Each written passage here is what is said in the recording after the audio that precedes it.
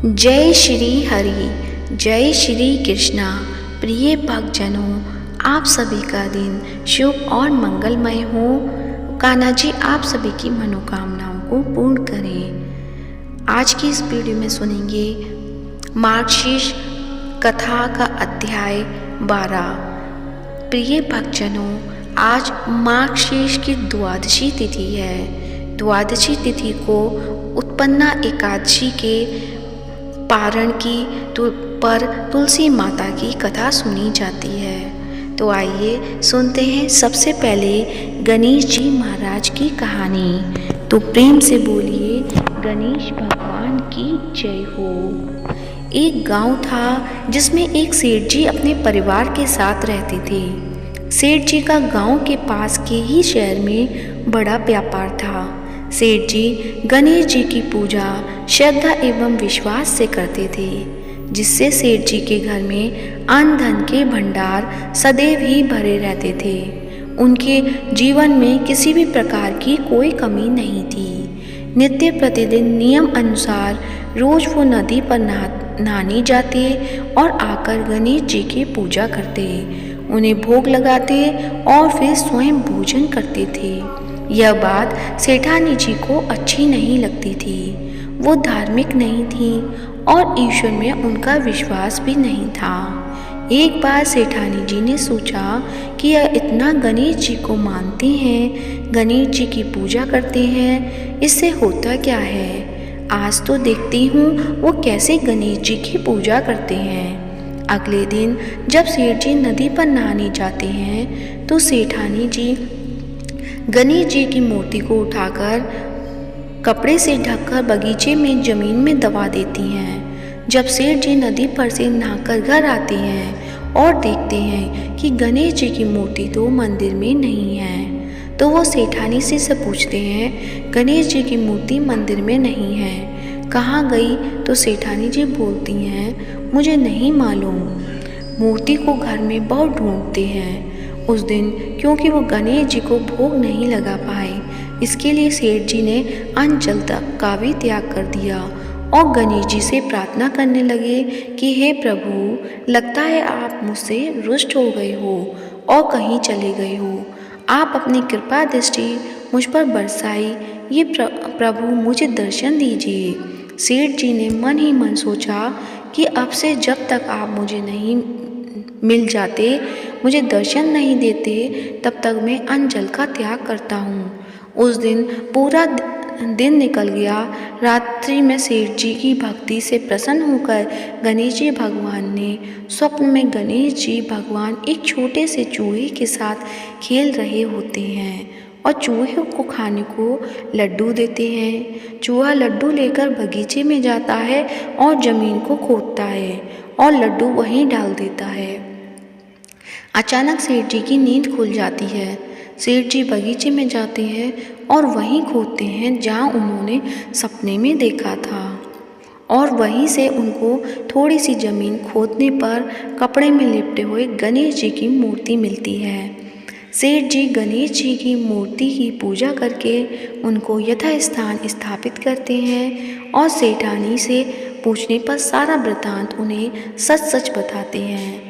बात जानकर सेठानी जी को आश्चर्य होता है और सेठानी जी मन ही मन श्रद्धा एवं विश्वास से गणेश जी भगवान की भक्त बन जाती हैं और सेठ जी से कहती हैं कि मुझसे बड़ा भारी अपराध हो गया है। अब हम दोनों पति पत्नी प्रेम सहित गणेश जी भगवान की आराधना करेंगे एवं उनकी पूजा में कभी कोई कमी नहीं आने देंगे। यह सुनकर सेठ जी अत्यधिक प्रसन्न हो जाते हैं और दोनों पति पत्नी गणेश जी भगवान को धन्यवाद करते हैं। जय बोलो गणेश भगवान की जय हो, सदा ही जय हो। प्रभु अपनी अनुकंपा सेठ सेठानी के समान ही हम सभी पर बनाए रखना। कहानी सुनने वाले की भी सभी मनोकामनाएं पूर्ण करना। ओम गंग गणपतये नमो नमः। अब सुनते हैं, क्योंकि आज द्वादशी तिथि है इसलिए आज सुनते हैं तुलसी माता की कहानी। तो प्रेम से बोलिए जय हो तुलसी माता की जय हो।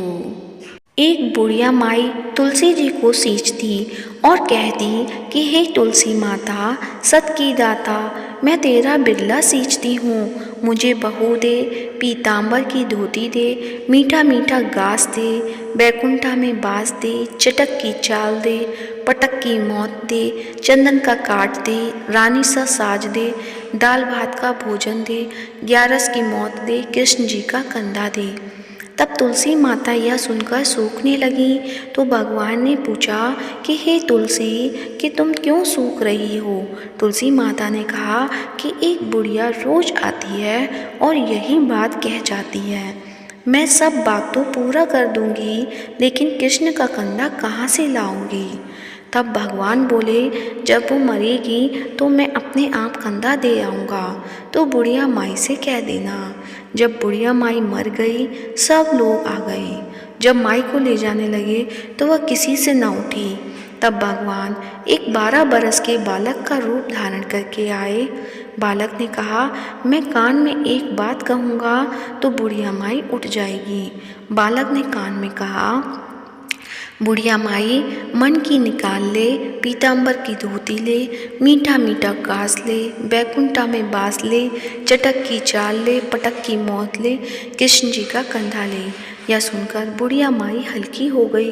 भगवान ने कंधा दिया और बुढ़िया माई को मुक्ति मिल गई। तो हे तुलसी माता, जैसे बुढ़िया माई को मुक्ति दी वैसे हम सभी को देना। कहते सुन के हुंकारा भरते हुए सभी की मनोकामनाएं पूरी करना। जय हो तुलसी माता की जय हो। आप सुनते हैं श्रीमद् भगवद गीता का 12वां अध्याय। तो प्रेम से बोलिए, कृष्ण भगवान की जय हो। अर्जुन ने पूछा, जो लोग आपके साकार रूप में दृढ़ निष्ठा से समर्पित हैं और जो निराकार ब्रह्म की पूजा करते हैं, उसमें से आप किसे योग में अधिक निपुण मानते हैं। भगवान ने कहा, जो लोग मुझ में अपना मन स्थिर करते हैं और सदैव दृढ़ विश्वास के साथ मेरी भक्ति में लगे रहते हैं, मैं उन्हें सर्वश्रेष्ठ योगी मानता हूँ। परंतु जो लोग अपनी इंद्रियों को वश में करके तथा सर्वचित समचित होकर अविनाशी, अनिर्वचनीय, अव्यक्त, सर्वव्यापी, अचिंत्य, अपरिवर्तनशील, नित्य तथा अचल परम सत्य के निराकार स्वरूप की पूजा करते हैं, वे भी समस्त प्राणियों के कल्याण में लगे हुए मुझे प्राप्त होते हैं। जिनका मन अव्यक्त में आसक्त है, उनके लिए साक्षात्कार का मार्ग कष्टों से भरा है। देहधारी प्राणियों के लिए अव्यक्त की उपासना अत्यंत कठिन है। परंतु हे पार्थ, जो लोग अपने समस्त कर्मों को मुझ में अर्पण कर देते हैं, मुझे ही परम लक्ष्य मानकर अनन्य भक्ति से मेरी पूजा और ध्यान करते हैं, हे पार्थ, मैं उन्हें शीघ्र ही जन्म मृत्यु के सागर से छुड़ा देता हूँ, क्योंकि उनकी चेतना मेरे साथ हो जाती है। मुझ में ही अपना मन लगाओ और अपनी बुद्धि को मुझ में ही अर्पण कर दो। ऐसा करने पर तुम सदैव मुझ में ही निवास करोगे, इसमें कोई संदेह नहीं है। हे अर्जुन, यदि तुम अपने मन को मुझ में स्थिर करने में असमर्थ हो तो सांसारिक कार्यों से मन को निरंतर रोकते हुए भक्तिपूर्वक मेरा स्मरण करने का अभ्यास करो। यदि तुम भक्तिपूर्वक मेरा स्मरण करने का अभ्यास नहीं कर सकते तो केवल मेरे लिए कार्य करने का प्रयास करो। इस प्रकार मेरी भक्ति करते हुए तुम पूर्णता की आवश्यकता को प्राप्त करोगे। यदि तुम मेरे लिए भक्तिपूर्वक कर्म करने में भी असमर्थ हो तो अपने कर्मों के फलों का त्याग करके आत्मस्थित होने का प्रयास करो। यांत्रिक अभ्यास से श्रेष्ठ है ज्ञान, ज्ञान से श्रेष्ठ है ध्यान, ध्यान से श्रेष्ठ है कर्मों के फलों का त्याग, क्योंकि ऐसे त्याग के तुरंत बाद शांति प्राप्त होती है। वे भक्त मुझे बहुत प्रिय हैं जो सभी जीवों के प्रति द्वेष से रहित हैं, जो मैत्रीपूर्ण और दयालु हैं। वे संपत्ति और अहंकार की आसक्ति से मुक्त हैं, सुख और दुख में समभाव रखते हैं और हमेशा क्षमाशील हैं।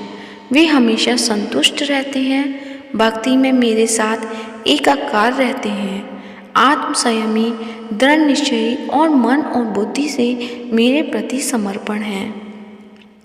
जो किसी को कष्ट नहीं पहुंचाते, जो किसी के द्वारा विचलित नहीं होते, जो सुख दुख में सम रहते हैं तथा भय और चिंता से मुक्त हैं, ऐसे मेरे भक्त मुझे अत्यंत प्रिय हैं।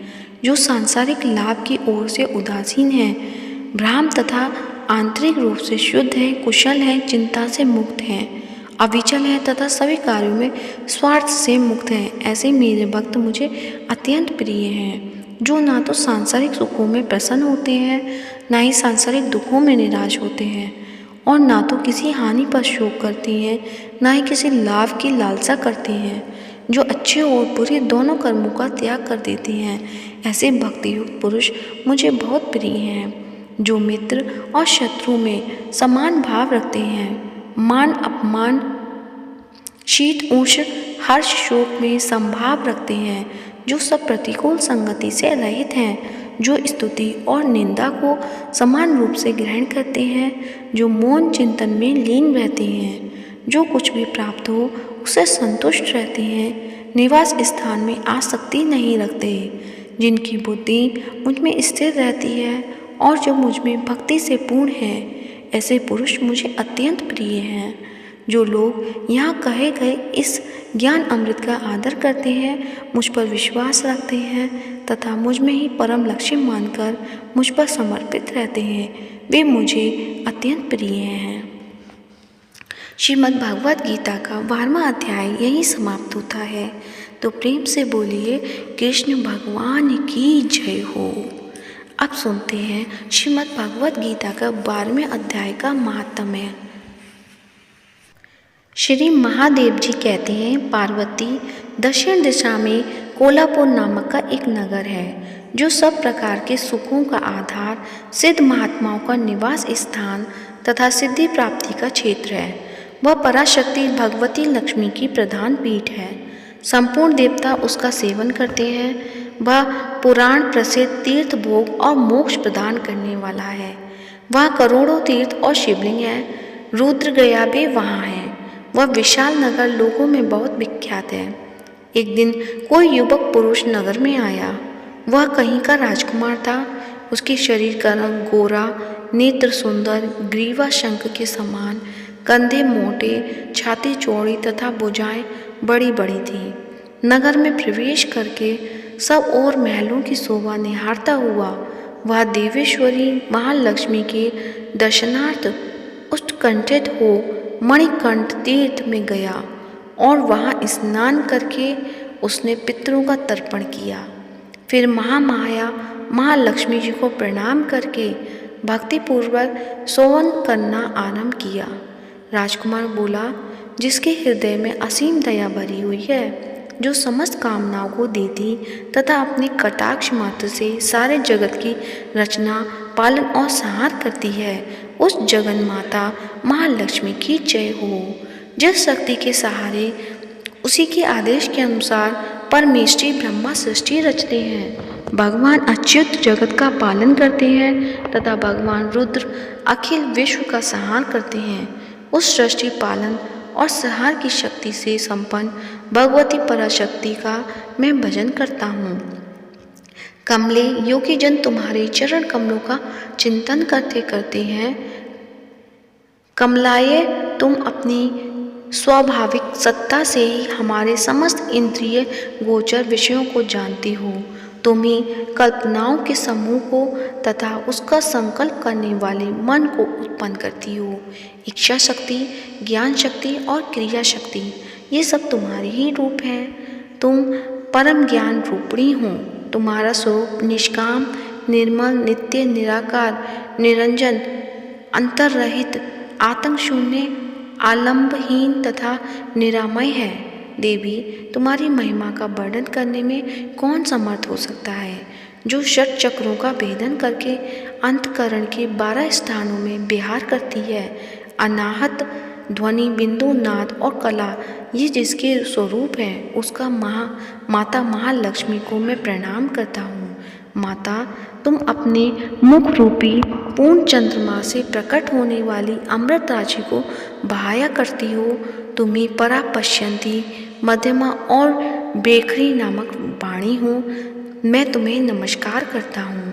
देवी, तुम जगत की रक्षा करने के लिए अनेक रूप धारण किया करती हो।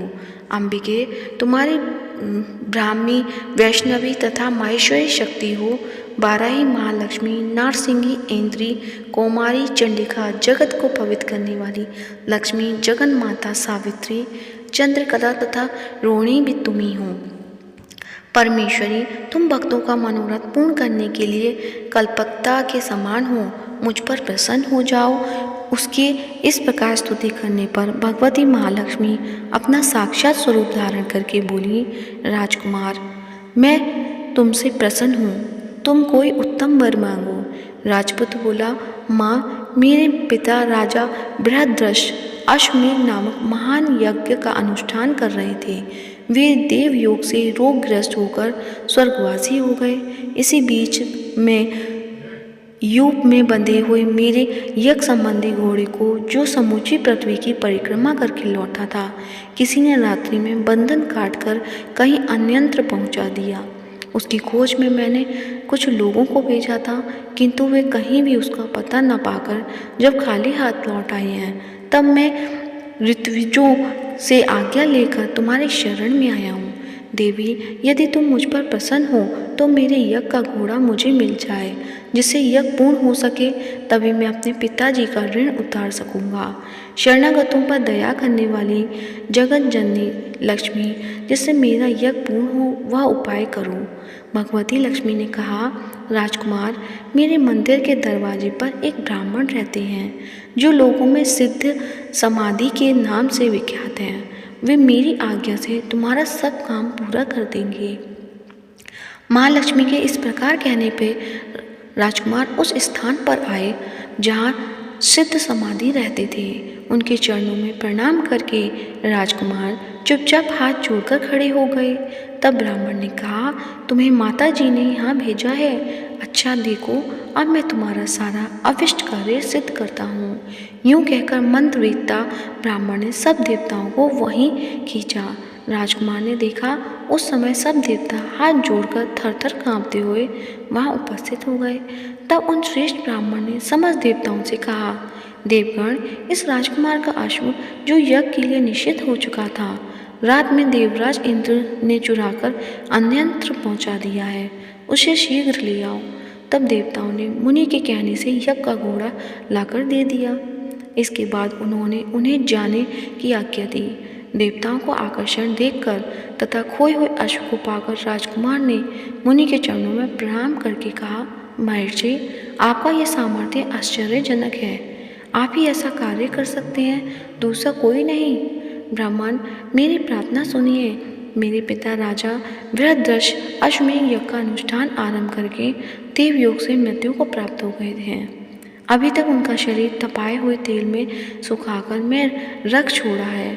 आप उन्हें पुनः जीवित कर दीजिए।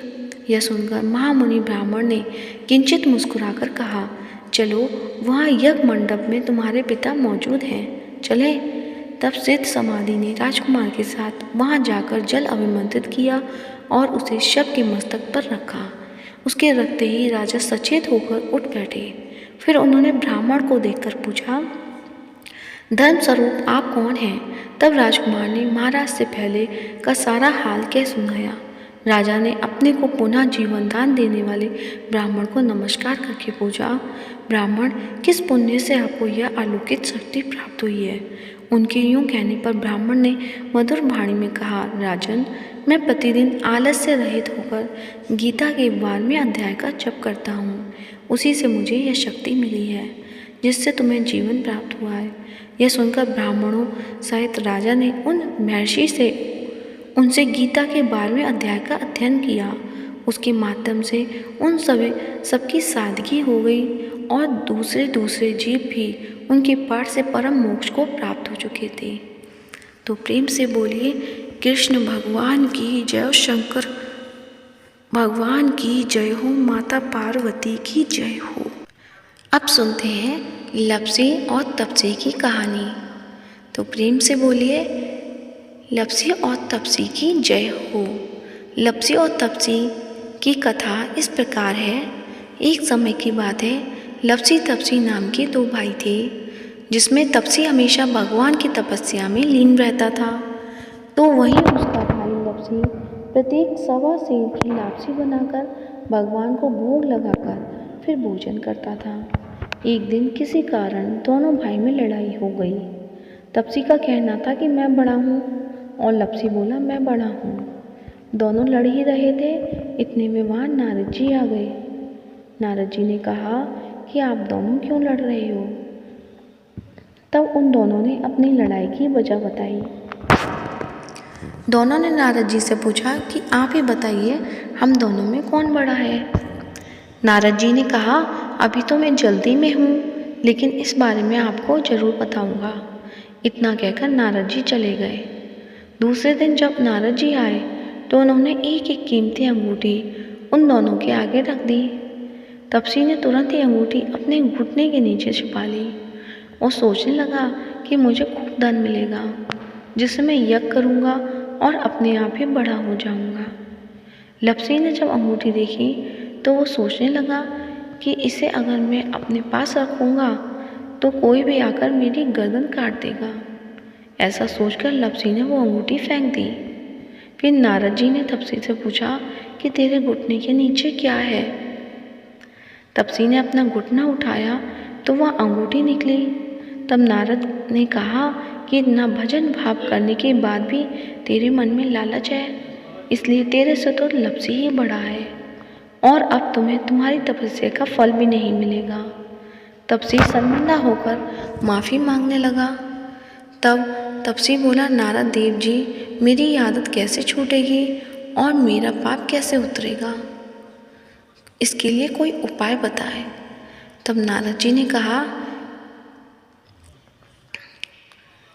कि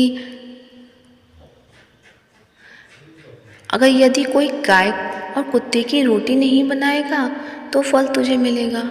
अगर कोई व्यक्ति किसी ब्राह्मण को भोजन कराकर बिना दक्षिणा के ही उसको विदा कर देगा तो फल तुझे मिलेगा। यदि कोई साड़ी के साथ ब्लाउज नहीं देगा तो इसका फल तुझे मिलेगा। यदि कोई व्यक्ति दीपक से दीपक जलाएगा तो भी फल तुझे मिलेगा। वहीं अगर कोई तुम्हारी कहानी नहीं सुनेगा तो भी फल तुम्हें मिलेगा। कहते हैं उसी दिन से व्रत कथा के साथ लपसी और तपसी की कहानी पढ़ना और सुनना अनिवार्य हो गई। तो प्रेम से बोलिए लपसी और तपसी की जय हो। अब सुनते हैं श्री कृष्ण चालीसा। प्रेम से बोलिए कृष्ण भगवान की जय हो। वंशी शोभित कर मधुर नील जलद तन श्याम अरुण अधर जनु बिम फल नयन कमल अविराम पूर्ण इंद अरविंद मुख पीतांबर शुभ साज जय मनमोहन मदन छवि कृष्ण चंद्र महाराज। जय यजुनंदन जय जगवंदन जय वसुदेव देवकी नंदन जय यशोदा सुत नंद दुलारे जय प्रभु भक्तन के दिगतारे। जय नट नागर नाग नतैया कृष्ण कन्हैया धेनु चरैया पुनि नख पर प्रभु गिरवर धारो आओ दीनन कष्ट निवारो। वंशी मधुर अधर धरी अरि तेरो होबे पूर्ण विनय मेरो। आओ हरि पुनि माखन चाको आज लाज भारत की लाको। गोल कपोल चिबुक अरुणारे मृदु मुस्कान मोहिनी डारे राजित राजीव नयन विशाला मोर मुकुट वैजंती माला। कुंडल श्रवण पीत पट आछे कटि किंकड़ी काछ निकाचे। नील जलद सुंदर तनु सोहे छवि लखी सुर नर मुनि मन मोहे। मस्तक तिलक अलक घुंघराले आओ कृष्ण बांसुरी बाले। करि पै पान पूत नहीं तार्यो अका बका कागर सुर मार्यो।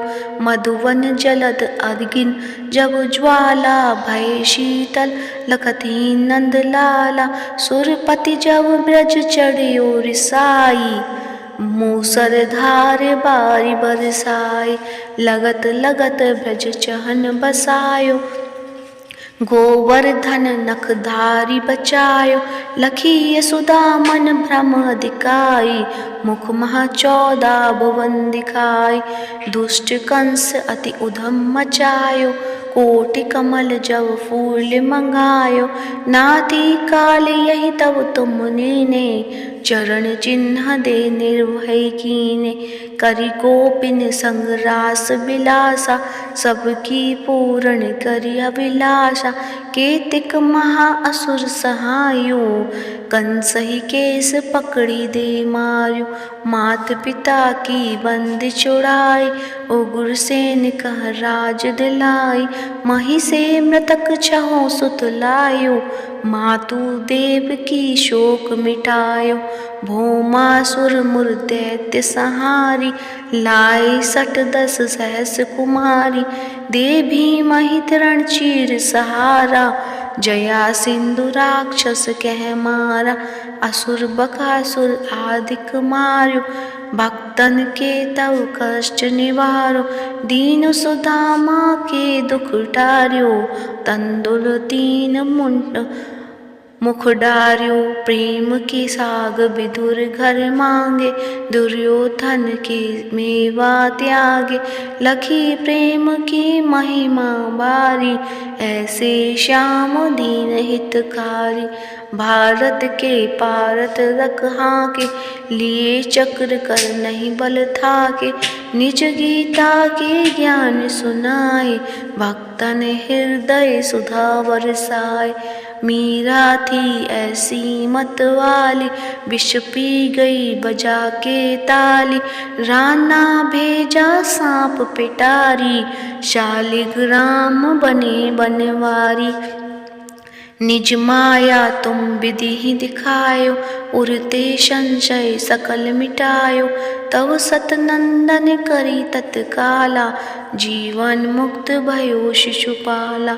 जब ही द्रौपदी टेर लगाई, दीनानाथ लाज अवजाई। तुरत ही बसन बने नंद लाला, बड़े चीर भय अरि मुँह काला। अस अनाथ के नाथ कन्हैया, डूबत भंवर बचावई नैया। सुंदर दास आज उरधारी, दया दृष्टि की जय बनवारी। नाथ सकल मम कुमति निवारो, क्षमु बेगी अपराध हमारो। खोलो पट अव दर्शन दीजो, बोलो कृष्ण कन्हैया की जय। बोलो कृष्ण कन्हैया की जय। यह 40 कृष्ण का पाठ करे उद्धारी, अष्ट सिद्धि नवनिधि फल ले पधारत चाली। श्री कृष्ण 40 समाप्त होती है तो प्रेम से बोलिए कृष्ण भगवान की जय हो। उम्मीद है आज का वीडियो पसंद आया होगा। पसंद आया है तो वीडियो को लाइक करें, ज़्यादा से ज़्यादा शेयर करें और कमेंट बॉक्स में कृष्ण भगवान की जय हो अवश्य लिखें और चैनल को सब्सक्राइब करें। कान्हा जी आप सभी पर अपनी कृपा सदैव बनाकर रखें। धन्यवाद। जय श्री कृष्णा।